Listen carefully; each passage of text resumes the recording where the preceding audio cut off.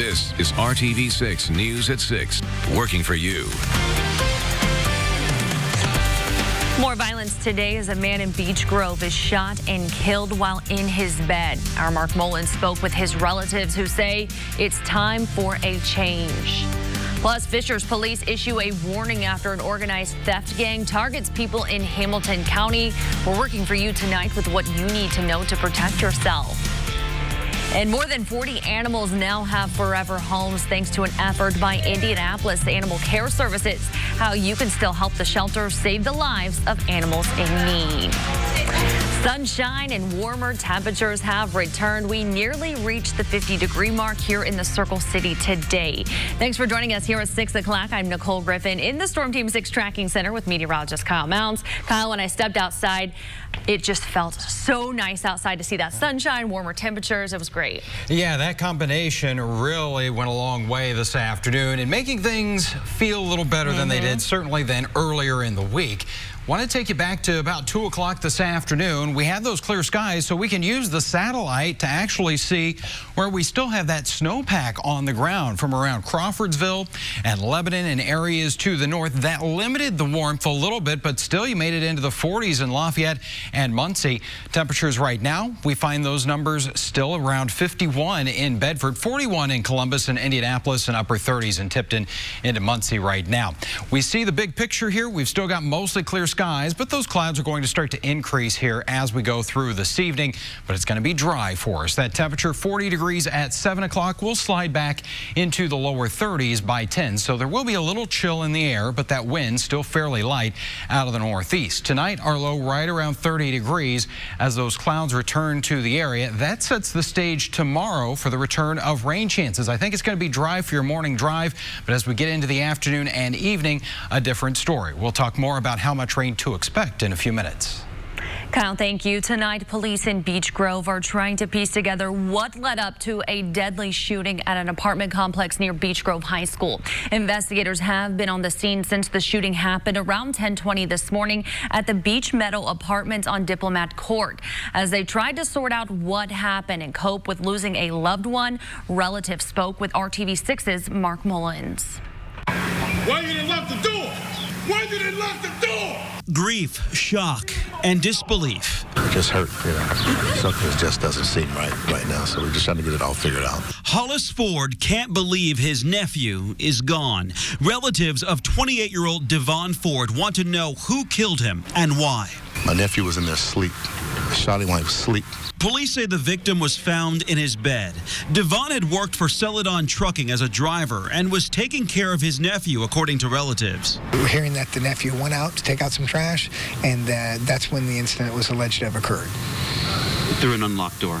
Yes, that's our understanding. My great nephew said he was taking the trash out. And he said as he was taking the trash out, he saw some men pull up. And just what he's just said to me, what I'm telling you is what he said to me. He saw some men pull up. They looked at him, he looked at them, and then they went their way upstairs. So proceeded to go in the apartment complex, and next thing he heard was some gunshots. Police investigators have been questioning the victim's nephew, other relatives, and neighbors who may have heard the gunshots or saw anything suspicious. Police say the apartment complex, which is now the scene of Beech Grove's first homicide of the year, is typically a quiet place. It's a good complex. These are good people, and I'm sure it's Sunday morning at 10:20 in the morning. They don't expect that there's going to be a homicide take place. Devon's uncle says it's time for a change. Too many people stay silent when they can make a difference to bring justice and closure for families. The neighbors, they heard the shooting, and you know how it is. People get shot, nobody wants to say anything. So this shouldn't have happened. It's going to keep happening until somebody set a real example. Just go to the police, and just say something. It's not time to be silent right now. Working for you in Beech Grove, Mark Mullins, RTV6. All right, Mark, thank you. Well, Beech Grove police say they don't believe any of the other tenants at the Beech Meadow Apartments or the public, for that matter, is at risk right now. Again, if you have any helpful tips to help solve this homicide, call Beech Grove Police. Today's homicide is just the latest in a string of violence across the area this weekend. Metro police are investigating multiple shootings, 2 of which turned deadly on Saturday. On the northeast side, a double shooting left 1 man dead and another injured. This happened near 38th Street and North Emerson Avenue just before 11 Saturday morning. At last check, police say one of the victims is in the hospital in critical condition. The other was treated at the scene but was later pronounced dead. And then last night, officers were called to Forest Avenue near East Washington Street and North Rural Street. We're told several people heard gunshots and reported it, but didn't see any suspects leaving. When officers got to the scene, they found a man dead outside in front of a house. Police haven't released any information about a possible suspect. They say neighbors are concerned the victim could be someone that is known in the community. We spoke to officers about the violent start to the year and their strong message for the community. There's a lot of activity going on. Many of these crimes are individuals that are involved with activities that significantly increase their risk of being a victim or a suspect of a violent crime. And then they're doing these activities with firearms that they know they're going to utilize with one little disturbance. So there has to be help and there has to be community involvement in this, knowing your neighbors, calling the police. I don't care if you've called us 10 times, call us 20 times. And tonight we are taking a closer look at the number of homicides so far this year. Not even 2 months into 2020, Indianapolis has had 31 homicides, including the 2 on Saturday. That's 16 more than Indy had at this time last year, and it also well outpaces the number of homicides on February 15th in 2018 and 2017. And right now on the RTV6 News app, you can find this map. Our digital team keeps track of each homicide so you know what's happening in your neighborhood. We have a map of all the homicides in Indianapolis so far in 2020. We show you where they've happened down to the street. As always, if you have any information that could help police solve any of these crimes, you can leave an anonymous tip with Crime Stoppers. That number is 317-262-TIPS. If your information helps lead to an arrest, you may be eligible for a cash reward. New at 6 o'clock, a judge in northwestern Indiana has approved a mental health assessment to determine if a man accused of stabbing his grandparents is competent to stand trial. 22-year-old Nicholas Powers is charged with 2 counts of attempted murder and battery. Police say he attacked his 73-year-old grandmother with a butcher knife and then turned the knife on his 79-year-old grandfather. Court documents show Powers was allegedly angry after his grandfather threatened to kick him out for smoking marijuana. Tonight, a warning for anyone who goes out to eat in Hamilton County. Fishers police say an organized theft gang is committing crimes there in that area. The most recent victim had thousands of dollars stolen in just a matter of seconds. Police say a woman's wallet was stolen earlier this month at the Panera Bread on 96th Street near I-69. The thieves then immediately used the woman's credit card to buy $5,000 in gift cards at the Super Target on 116th Street. And according to Sergeant Tom Wager of the Fishers Police Department, this incident is not the first. We've had cases over the past couple of years, just a couple of cases, but this one most recently, they racked up $5,000 on the victim's credit card. So obviously we want the community to know that these types of things are happening so that they can take the proper precautions. This is what we know tonight about this group of thieves. They operate in groups of 2 or 3, and they are usually well dressed. They drive rental cars to blend into upscale communities, and they usually steal from women's purses. The Fishers Police Department is working with IMPD, Carmel Police, and other law enforcement agencies in Hamilton County. Road crews in Indianapolis are getting a new weapon in their fight against potholes. DPW recently acquired special heaters that should make road patching easier, and especially in cold temperatures. The new machinery essentially heats up the asphalt, making it easier for crews to fix segments of pavement that are falling apart. The department said the machinery will heat dry pavement to 350 degrees. That will allow crews to remove buckled or decaying asphalt and smooth it over more effortlessly. The machinery is currently being tested and will be used on roads in the coming weeks. For the 9th year in a row, Purdue University won't raise tuition at its West Lafayette campus. Through the 2021-2022 school year, tuition rates will be the same as they were in 2012, according to a press release from the university. The university will also provide a 3% salary merit pool for employees at the West Lafayette campus starting in the fiscal year beginning July 1st. Room and board rates at the West Lafayette campus have also stayed frozen for 8 years. Tonight, we have some good news to pass along with. In just the last few hours, we have learned that 45 animals from Indianapolis Animal Care Services are out of the shelter and into their new homes. It comes after Saturday night's late-night adopt-a-thon event. The shelter stayed open 4 hours later than normal in an effort to open up kennel space. In recent weeks, the shelter has seen an increase in animals coming in due to animal control officers picking up dogs left outside in the cold. The large number of adoptions yesterday means the shelter can continue saving the lives of animals in our community because now they have open kennels. We talked to one woman who is fostering Jada, a pit bull terrier mix. She brought her out to the event to help her find her new family. Part of fostering is hopefully they find a forever home, so when she gets her home, then I can get more dogs out of the shelter and bring them back to my house. And then they come out and get loved on, they get to play, and then they find their forever home as well. Well, Jada is still listed on Pet Finder as available tonight, but we are checking to see if she was by chance adopted. The shelter is always looking for people who may not be able to adopt to help foster their animals. And if you missed Saturday's event, adoptions for big dogs and cats only cost $5 for the rest of the month. Puppies and small dogs cost $60. Hundreds of Americans that were stranded on a quarantined cruise ship in Japan are now on their way home. Coming up, why some of those passengers may not be coming right home. And a class ring lost in 1973 has reappeared more than 4 decades later. We'll tell you where it was found and why the reunification has an extra special meaning for its owner. Kyle. Rain is back in the forecast tomorrow, so make sure you've got the RTV6 and Storm Shield apps ready to go for updates and that radar right at your fingertips. It's all free. We'll take an hour-by-hour look at your forecast. You're watching RTV6 News at 6.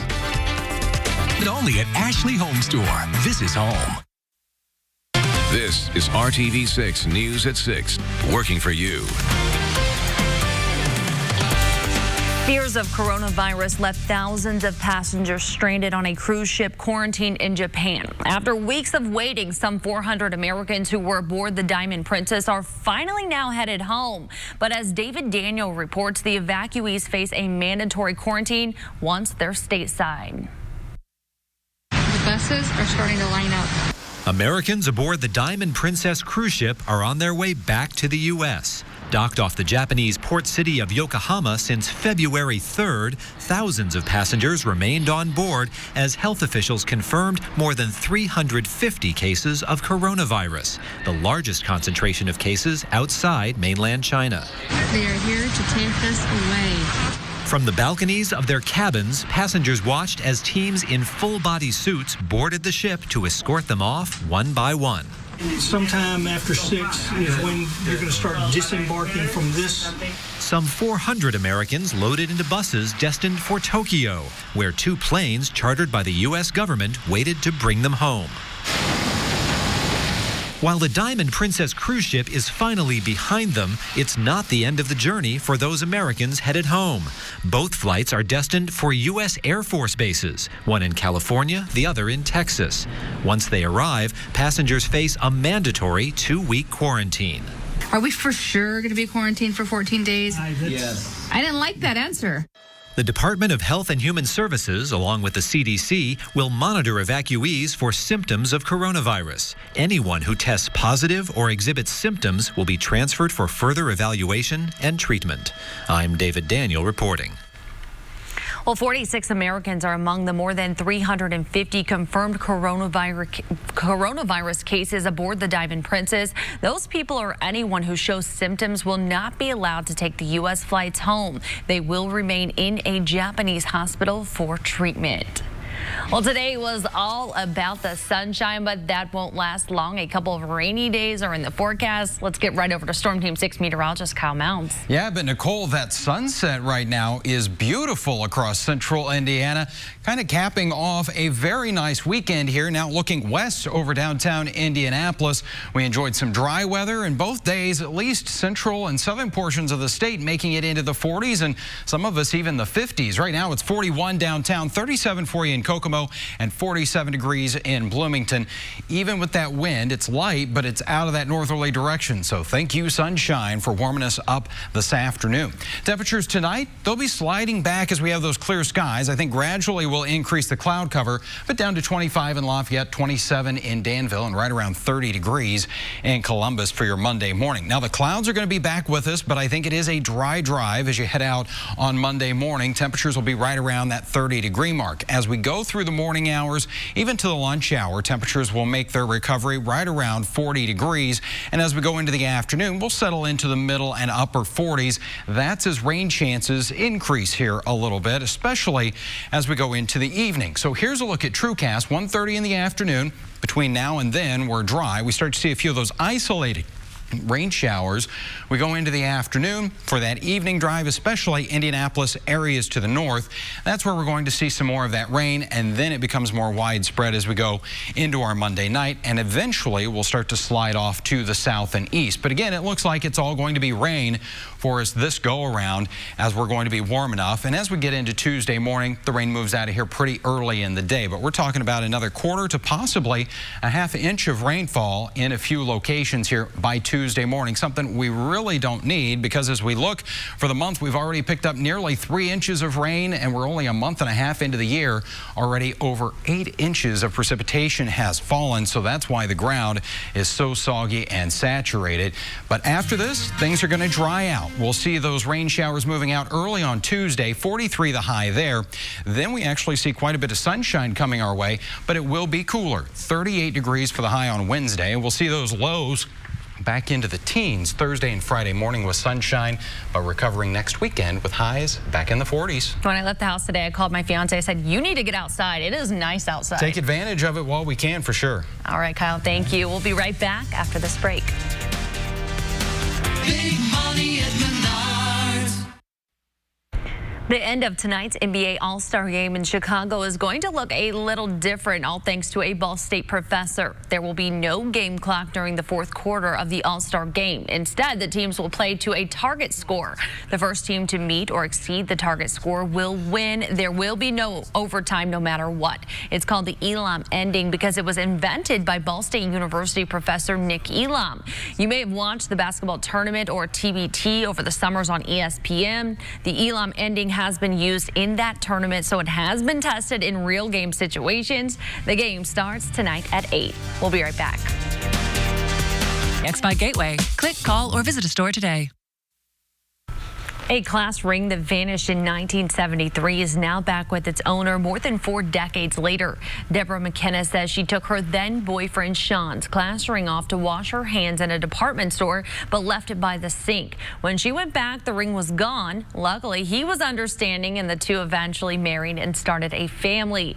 Deborah assumed she'd never see the ring again, but last week, Sean's classmates called to tell her they have found it. Somehow, the ring she'd lost in Portland ended up buried in 8 inches of dirt in a wooden park in the small town of Carina, Finland. I wish it could talk. I would love to hear the story of how it got from here to there. And if anyone ever knows what it is, I would love to hear. No judgment, just interest. Well, Sean passed away 3 years ago, so the ring's return was even more special. And ironically, Deborah got the ring a week before Valentine's Day, the holiday when Sean first asked her out for a date. What an amazing story. Very interesting there, for sure. Yeah, I'm sure she'd like to know the backstory on that one. All right, 7-day forecast. Things are going to dry out after we get through tomorrow into Tuesday morning. So rain will return to the area with some fairly mild temperatures. Highs are going to be in the 40s Monday and Tuesday, and then we get another quick shot of some cold air, but at least it's going to come our way with some sunshine. Highs are back in the 40s next weekend, and right now, Saturday, Sunday, looking like they'll be dry. All right, Kyle, thank you. And thank you so much for joining us. We'll see you back here tonight at 11. Have a great night.